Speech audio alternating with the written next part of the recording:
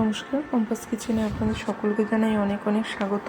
আজকে আমি বানাবো কই মাছের একটা দারুণ রেসিপি। তো নিয়ে নিলাম কই মাছ, আর এদিকে নিয়েছি উপকরণে আলু, ডাঁটা, নিয়েছি কাঁচা লঙ্কা, আদা আর টমেটো। প্রথমে আদা, কাঁচা লঙ্কা আর টমেটোটা আমি পেস্ট করে নেব। তারপরে ফ্রেশ কই মাছগুলোর মধ্যে পরিমাণ মতো লবণ আর হলুদ দিয়ে দেবো, দিয়ে ভালো করে মাখিয়ে নেব। কই মাছটা আমি একটু হালকা পাতলা করেই রান্না করব, যেহেতু প্রচণ্ড গরম। তো এদিকে কড়াই বসিয়ে দিয়েছি, দিয়ে দিলাম পরিমাণ মতো সর্ষের তেল।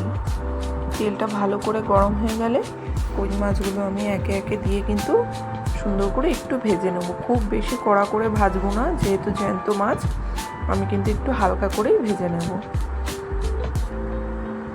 তো মাছগুলো আমি দিয়ে দিলাম, দিয়ে এরকম উল্টে পাল্টে ভেজে নেব। এই মাছগুলো ভাজা হয়ে গেছে, এই মাছগুলো তুলে বাদ বাকি মাছগুলো আমি একইভাবে ভেজে নেব।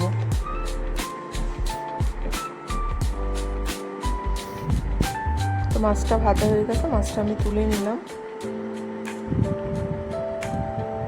জ্যান্ত মাছ কিন্তু খুব বেশি করে ভাজার প্রয়োজন হয় না। তো একটু তুলে নিয়ে বাদ বাকি মাছগুলো আমি দিয়ে দেব। দিয়ে দেওয়ার পরে ওই একইভাবে একটু হালকা করে ভেজে নেব। মাছগুলো ভাজা হয়ে গেছে, এবার আমি তুলে নিলাম। এবার এই তেলের মধ্যেই ফোড়নে দিয়ে দিব আমি কিছুটা কালো জিরে।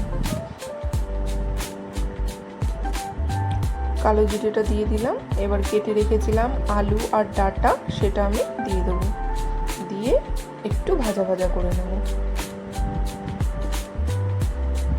একদম সাদামাটা একটা মাছের ঝোল কিন্তু খেতে হয় একদম অসাধারণ। গরমকালে এরকম একটা মাছের ঝোল হলে কিন্তু দারুণ জমে যাবে। তো একটু আলু আর ডাঁটাটা আমি একটু ভাজা ভাজা করে নেওয়ার পরে পেস্ট করে রাখা মশলাটা দিয়ে দেবো, মানে কাঁচা লঙ্কা, আদা, টমেটো বাটাটা একটু ভাজা ভাজা করে নিলাম। এবার পেস্ট করা মশলাটা পুরোটাই আমি দিয়ে দেবো। দিয়ে দেওয়ার পরে তারপর আমাদের প্রতিদিনের মশলাগুলো দিয়ে দেবো। একটুখানি জিরে গুঁড়ো দিয়ে দেবো, অল্প করে লঙ্কার গুঁড়ো, পরিমাণ মতো হলুদ, আর দেবো পরিমাণ মতো লবণ। দিয়ে এবার সমস্ত কিছু ভালো করে আমি কষিয়ে নেব। এবার আমি সুন্দর করে আলু, ডাঁটা আর মশলার সাথে একসাথে ভালো করে কষিয়ে নেব। ভালো করে কষিয়ে নেওয়ার পরে তারপরে আমি কিন্তু ঝোলের জন্য জল অ্যাড করে দেবো। আমার মশলার সাথে সমস্ত কিছু ভালো করে কষানো হয়ে গেছে, এবার আমি জল দিয়ে দেবো।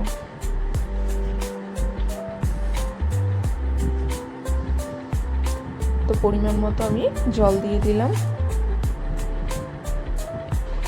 এবার জলটা দিয়ে আমি একটু ভালো করে মিক্স করে দেবো। মিক্স করে 5 মিনিটের জন্য ঢাকা দিয়ে দেবো, যতক্ষণ না ডাঁটা আর আলুটা ভালো করে সেদ্ধ হয়ে যায়।